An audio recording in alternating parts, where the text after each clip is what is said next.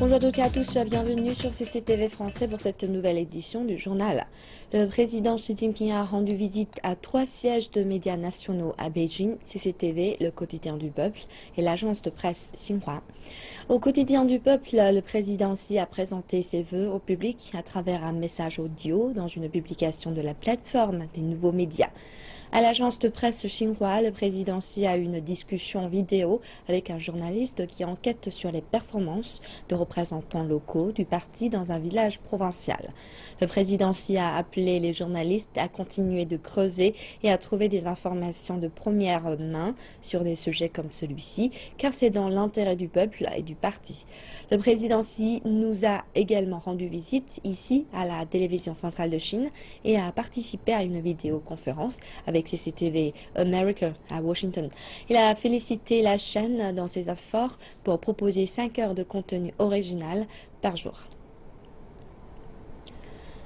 À l'issue de 2 jours de négociations, les 28 chefs d'État européens sont parvenus dans la nuit de vendredi à trouver un accord permettant de maintenir le Royaume-Uni au sein de l'Union. Le président du Conseil européen, Donald Tusk, a déclaré lors d'une conférence de presse que les négociations avaient permis de trouver un accord contraignant et irréversible décidé par l'ensemble des 28 dirigeants permettant de renforcer le statut spécial du Royaume-Uni au sein de l'Union européenne. Le Premier ministre britannique David Cameron s'est déclaré satisfait de cet accord qui permettra au Royaume-Uni de mieux contrôler l'immigration intra-européenne et a assuré que la Grande-Bretagne ne rejoindrait jamais l'euro. Il reste à présent à David Cameron de réussir à convaincre les eurosceptiques dans son pays. La Corée du Sud a lancé une série de mesures pour contrer de possibles attaques terroristes de la part de son voisin, la RDC. La marine sud-coréenne dit avoir effectué des exercices conjoints avec les gardes-côtes jeudi pour contrer de possibles attaques en mer. Les exercices conjoints ont eu lieu en mer orientale. 9 navires de guerre, dont le destroyer de 3200 tonnes, Kwangadeo le Grand, et le bateau de patrouille de 1500 tonnes des cartes-côtes Gémi, participaient à ces exercices. L'agence de presse sud-coréenne Yonhap rapporte que l'armée désire aussi créer une unité armée additionnelle de niveau étatique. Combien cela va coûter à la Russie pour relancer son économie au point mort? Le ministre de l'économie a déclaré que le projet de relance économique de la Russie pourrait dépasser les 11 milliards de dollars. Regardons cela d'un peu plus près. Le gouvernement russe planifie de relancer son économie frappée par la récession en dépensant 880 milliards de roubles, soit 11 milliards 700 millions de dollars, a déclaré jeudi le ministre de l'économie lors d'un conseil des ministres. Une partie des fonds figure déjà dans le budget 2016 de l'État, mais le gouvernement cherche encore des fonds supplémentaires. Près de 185 milliards de roubles proviendront d'un fonds budgétaire anti-crise et certains fonds non utilisés du budget 2015 pourront être alloués à la relance. Toutefois, cela ne sera pas suffisant. Le Premier ministre Dmitry Medvedev a ajouté que son gouvernement essaye d'éviter que l'économie russe s'enlise dans la récession à cause de la chute des cours du pétrole, sans pour autant laisser déraper le déficit budgétaire.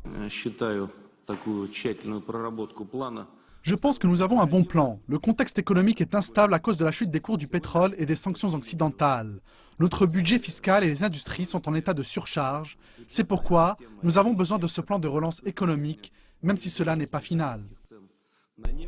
Medvedev a réaffirmé jeudi que le gouvernement honorerait cette année tous ses engagements en matière de protection sociale, mais que les dépenses publiques seraient plus étroitement surveillées. Des fonds additionnels pourraient sans doute être trouvés en amendant le budget. Cependant, le ministre de l'économie a ajouté qu'actuellement, le plus important est de décider des priorités. Le dirigeant de l'opposition sud-soudanaise, Riek Machar, estime que le délai de 7 jours qui lui a été imparti par le président Salva Kiir pour former un gouvernement de transition est trop court. Le porte-parole de Riek Machar a précisé qu'il retournerait à Juba le 25 février au plus tôt. Quelques heures avant que le président Kiir ne présente son gouvernement de transition, l'opposition s'est exprimée quant au délai de 7 jours donné à Machar pour revenir à Juba. La communauté internationale qui garantit l'accord sait bien que le délai de séjour donné par le président Kiir n'est pas raisonnable. Il est tout simplement impossible de redéployer quelques 2000 soldats en l'espace d'une semaine. Plus tôt cette semaine, Riek Machar a bien établi que son retour à Djouba dépendait de la démilitarisation de la capitale. Bien que l'opposition semble se méfier des décisions gouvernementales, elle semble satisfaite des progrès accomplis jusqu'à présent. La procédure suit son cours et le gouvernement déplace ses troupes hors de Djouba. Nous avons reçu aujourd'hui un message du ministère de la Défense qui précisait que l'armée avait été déplacée à quelques kilomètres de Djouba. Cela nous convient parfaitement. Nous recevons également de l'aide de la part de la communauté internationale, de Troïka, du Royaume-Uni concernant le déplacement de nos troupes vers Djouba. Selon plusieurs sources, le secrétaire général de l'ONU, Ban Ki-moon, souhaite que Riek Machar regagne Djouba le 25 février. Cette étape finale est décisive selon les négociateurs de paix de l'autorité intergouvernementale pour le développement. Nombreux sont ceux qui estiment que le Soudan du Sud ne peut plus supporter une minute supplémentaire de guerre. La paix tant attendue dépendra du bon déroulement des événements dans les semaines qui viennent. Et l'on reparle de la dernière déclaration de la Chine sur la mer de Chine méridionale. Et cette fois, il s'agit du déploiement de missiles sur les îles Xisha. Le ministre chinois des Affaires étrangères Wang Yi a indiqué mercredi qu'un déploiement limité est nécessaire des installations de défense nationale sur le propre territoire chinois n'avait rien à voir avec la militarisation de la mer de Chine méridionale. Cependant, les responsables gouvernementaux américains ont désapprouvé ce qui annonce de sérieuses discussions à cet égard dans un proche avenir. Le déploiement d'un missile sur l'île Yongxing de Xisha a récemment suscité les critiques venant des États-Unis. Le ministère chinois des Affaires étrangères défend que ce déploiement n'a rien de nouveau et que la Chine agit entièrement dans le cadre de ses droits souverains. Les îles Xisha sont des territoires inhérents à la Chine et ne sont pas ces îles soi-disant contestées. Au cours des dernières décennies, la Chine a déployé des installations de défense du territoire sur les îles Xisha. Il n'y a là rien de nouveau. Nous espérons que certains pays ne vont pas délibérément faire des leurs sur ce point, mais feront davantage pour les intérêts de la paix régionale et de la stabilité. Plus tôt cette semaine, le président américain Barack Obama a organisé un sommet des dirigeants de l'ASEAN en Californie. Les tensions en mer de Chine méridionale et l'importance de la liberté de navigation ont été l'un des thèmes principaux de ces discussions. Mais à la fin, la déclaration conjointe du sommet n'a fait qu'ajouter un seul nouvel engagement à la non-militarisation associée à la position politique existante. Cependant, les États-Unis ont continué à faire part de leurs inquiétudes quant aux actions de la Chine et ce qu'ils considèrent comme une militarisation de la région.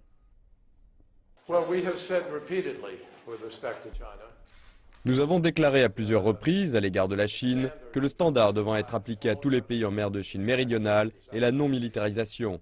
Mais il y a des preuves que chaque jour, il y a eu un accroissement de la militarisation d'une façon ou d'une autre. Et cela constitue une inquiétude sérieuse. Et en dépit des différends entre la Chine et d'autres plaignants, toutes les parties ont convenu que le dialogue est la clé d'une solution pacifique. La Chine, en tant que plus grand État de la mer de Chine méridionale, a entrepris de fournir davantage d'articles pour les peuples, ainsi que de services à la communauté internationale, et de jouer un rôle positif ici. La Chine s'engage à travailler avec toutes les parties concernées et à garantir la paix et la stabilité dans la région. En 2015, selon les douanes chinoises, les exportations du pays ont décliné et cette tendance s'est confirmée en janvier. Gao Rucheng, le ministre chinois du Commerce, a déclaré vendredi que la cause en était le ralentissement économique mondial, la surproduction mondiale. La surproduction mondiale a en effet contribué à la baisse des échanges internationaux et à la chute des prix des matières premières. Pour le ministre, il s'agit de la raison principale du déclin de la croissance commerciale chinoise et d'ajouter qu'en dépit du déclin du commerce mondial en 2015 en Chine, la baisse s'est révélée être la plus faible. Il est intéressant de constater qu'aussi bien les importations que les exportations ont subi un déclin l'an dernier, mais le classement des partenaires commerciaux de la Chine s'est amélioré. De plus, les parts de marché de la Chine au sein du commerce mondial sont à la hausse.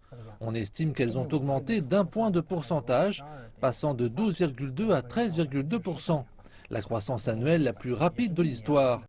Nos exportations exprimées en dollars se sont affaiblies de 2,9% l'année dernière. Il s'agit de la baisse la plus faible du monde. Le résultat est bon. Si nous augmentons tous, nous observons qui augmente le plus. Et dans le cas où la baisse est générale, il nous faut observer qui baisse le moins. Les autorités espagnoles ont perquisitionné mercredi dernier la filiale de la Banque industrielle commerciale de Chine à Madrid. Ils ont arrêté 5 directeurs pour les interroger sur une probable affaire de blanchiment d'argent à laquelle la banque chinoise aurait participé. L'ambassade de Chine en Espagne s'est dite inquiète de la tournure prise par l'événement et le porte-parole de l'ICBC a déclaré depuis Beijing que la filiale basée à Madrid coopérait actuellement avec les autorités en charge de l'enquête. Le porte-parole a par ailleurs ajouté que la banque chinoise et ses filiales à l'étranger suivaient strictement la réglementation en matière de lutte contre le blanchiment d'argent et faisaient partie intégrante de ses principes fondamentaux de gestion des opérations. Europol, l'agence de police européenne qui a aidé les autorités espagnoles dans l'enquête, a déclaré quant à elle que la filiale d'ICBC à Madrid est suspectée d'avoir blanchi 40 millions d'euros de dépôts appartenant à des organisations criminelles. L'ambassade de Chine en Espagne a déclaré mercredi dernier que le gouvernement chinois a toujours demandé aux organismes accrédités et des entreprises chinoises travaillant à l'étranger d'obéir strictement aux législations des pays qui les accueillent. L'ambassade a par ailleurs rappelé que selon les informations actuellement en sa possession, la filiale espagnole de la banque chinoise aurait agi en fonction des exigences locales et qu'elle n'avait pour le moment reçu aucune information provenant d'une administration officielle espagnole. Les banquiers et les analystes rappellent que l'enquête en cours aura des répercussions sur la réputation de la banque chinoise. Nous devons tout d'abord rappeler que l'enquête vient tout juste de commencer et ce sera un long processus qui durera entre 3 et 5 ans. À la fin de ce dernier, on constatera que la ICBC est propre et n'a rien à se reprocher. Peut-être que la supervision aurait pu être plus poussée, mais cela ne constitue pas pour autant un crime. Sous ces circonstances, les rapports excessifs récemment publiés ont sérieusement détérioré l'image de la banque, ainsi que celle des entreprises et du peuple chinois. Le porte-parole du ministère chinois des Affaires étrangères, Hong Lei, a déclaré lors d'un point de presse que le gouvernement espérait que les autorités espagnoles mettent tout en œuvre pour garantir l'impartialité dans cette affaire dans le respect des lois, des droits et des intérêts des entreprises chinoises dans le pays. Un haut cadre dirigeant de la ICBC est arrivé en Espagne pour s'occuper de l'affaire et la filiale a repris ses activités courantes jeudi dernier dans la matinée heure locale. Les risques déflationnistes menacent toujours la Chine. Les experts en économie nous ont livré leurs commentaires sur les perspectives des deux principaux indices IBC et IPP pour cette année et sur la manière dont les dirigeants chinois tentent de répondre à la situation actuelle. Une demande intérieure encore faible, à laquelle s'ajoutent des prix des principales matières premières au plus bas. Le risque de déflation n'a jamais autant menacé l'économie chinoise. Malgré un indice des prix à la consommation affichant une croissance moyenne d'1,4% par rapport à l'an dernier, le chiffre reste encore malheureusement loin de l'objectif de 3% de croissance fixé par le gouvernement en 2015. Et l'indice ICP restera selon toute vraisemblance à un niveau relativement bas en 2016. La demande intérieure reste globalement faible et malgré cela, nous n'assistons pas à une importante dévaluation de la monnaie. Bien au contraire, nous constatons que le taux de change réel dollar-renminbi est resté fort. Ainsi, tout porte à croire que la hausse de l'indice des prix à la consommation sera très limitée et se situera aux alentours des 1,5 à 2% pour l'ensemble de l'année. Les cycles déflationnistes poussent les consommateurs à contenir leurs achats et incitent les entreprises à repousser leurs projets d'investissement en raison de la crainte d'une poursuite de la baisse des prix. La Banque centrale chinoise est quant à elle plus optimiste, en annonçant que les prix à la consommation devront encore augmenter de 1,7% en 2016, alors que selon les dernières prévisions, l'indice des prix à la production devrait baisser par rapport à l'année dernière d'environ 1,8%. Une chose est sûre, l'indice des prix à la consommation restera à un niveau très faible, à savoir en dessous de 2%, probablement aux alentours des 1,6-1,7%, comme l'indiquent certaines prévisions. Cependant, l'activité manufacturière et les prévisions de carnet de commandes ne laissent pas encore entrevoir de reprise à court terme, aggravant toujours plus la situation. L'indice officiel PMI des directeurs d'achat est tombé à 49,4 en janvier, alors qu'il était encore tout proche des 50 points au mois de décembre dernier, seuil marquant la croissance ou la contraction de l'activité économique. Il s'agit là de la baisse la plus marquée depuis le mois d'août 2012. Elle marque clairement la pression qui pèse sur le niveau des prix, ainsi que les surcapacités dans les secteurs clés de l'économie chinoise, tels que la production d'acier et d'énergie. Deux géants chinois du transport maritime sont tombés d'accord sur une fusion. Après 8 mois de préparation, COSCO et Changnam Shipping Group ont annoncé l'établissement du Changnam COSCO Shipping Group à Shanghai. C'est le plan de fusion chinois le plus complexe. Depuis la crise financière de 2008, l'industrie du transport maritime a été tirée vers le bas et il n'y a pas de signe significatif de reprise. Le Baltic Dry Index ou index de la Baltique a chuté récemment de plus de 10 000 points à 300 points. De nombreuses entreprises de transport maritime se sont effondrées. COSCO et China Shipping ont également traversé une période difficile. C'est pourquoi ces deux géants du transport maritime doivent travailler ensemble pour traverser l'hiver. La pression de la compétition était à la fois internationale et domestique. Le chevauchement des activités entre COSCO et China Shipping était évident.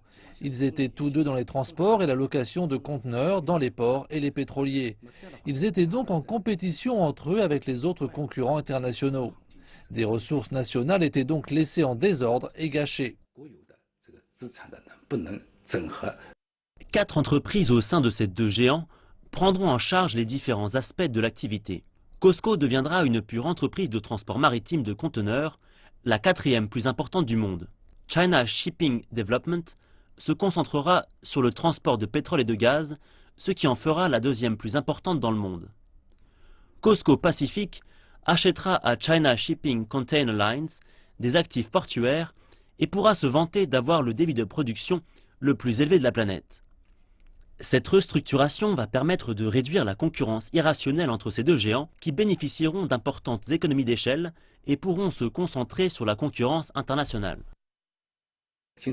Après la restructuration, la combinaison China-COSCO Shipping prendra une part de marché plus importante et sera capable de devenir une voie dominante dans les alliances avec les autres grandes entreprises de transport dans le monde. L'entreprise aura par exemple son mot à dire sur l'organisation d'une alliance et sur la façon de répartir les voies de transport. Mais pour le moment, le plan de restructuration est surtout un geste d'intention. Le plan de mise en œuvre détaillé n'a pas encore été présenté. La ville de Guangzhou prend des mesures contre le virus Zika. En effet, 2 personnes ont été diagnostiquées comme porteuses du virus. Guangzhou est en état d'alerte. Nous avons installé des appareils infrarouges pour lire la température du corps. Ils ciblent différentes positions du visage pour ne pas manquer un cas de fièvre. Guangzhou est un hub commercial et un centre d'échange entre la Chine et l'Amérique latine, où sévit justement le virus Zika. Des précautions sont prises pour vérifier la température des passagers qui passent par l'aéroport de la ville. Les cas suspects seront examinés plus avant. Après avoir envoyé des échantillons de sang, nous allons informer le centre d'urgence pour qu'il transfère le patient et le place en isolation pour traitement. Des procédés de surveillance supplémentaires ont été installés dans les ports, les stations de bus de la province, mais les médecins disent que la possibilité d'une épidémie est faible. Les symptômes sont légers. Zika attire beaucoup d'attention à cause des femmes enceintes de bébés microcéphales. Et il n'existe aucun vaccin contre le virus. Nous ne savons toujours pas si le virus peut se transmettre par l'allaitement, les relations sexuelles ou la salive. Le 2e cas de Zika avait été détecté à Guangzhou il y a une semaine. La température du patient est de nouveau normale. Les experts disent que les symptômes peuvent durer jusqu'à 7 jours, une période pendant laquelle la plupart des patients finissent par guérir. Les provinces du sud de la Chine ont commencé une campagne d'élimination des moustiques avant la saison chaude. La fête des lanternes en Chine qui tombe le 22 février cette année clôture la fête du printemps. Il reste encore quelques jours avant cette fête, mais les célébrations battent déjà leur plein avec des parades, de la marche sur échasse et des danses du dragon. Découvrons l'atmosphère festive dans la ville de Qingdao. Menée par les marcheurs d'échasse, la parade de la fête des lanternes offre un fabuleux spectacle. Tous les artistes sont des jeunes, les moyennes d'âge est de 14 ans.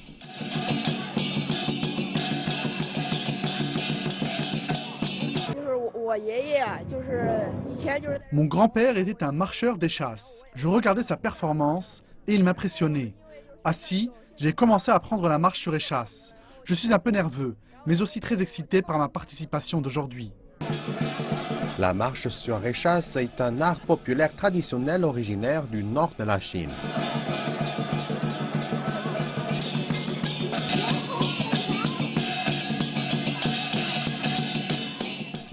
Les célébrations comprennent également des spectacles de tambour, les danses du dragon et d'autres formes de danse connues sous le nom Yangge. Les activités auront lieu le 16e jour du premier mois lunaire. Voilà, c'est la fin de cette édition du journal. Merci de l'avoir suivi. Excellent programme sur CCTV français.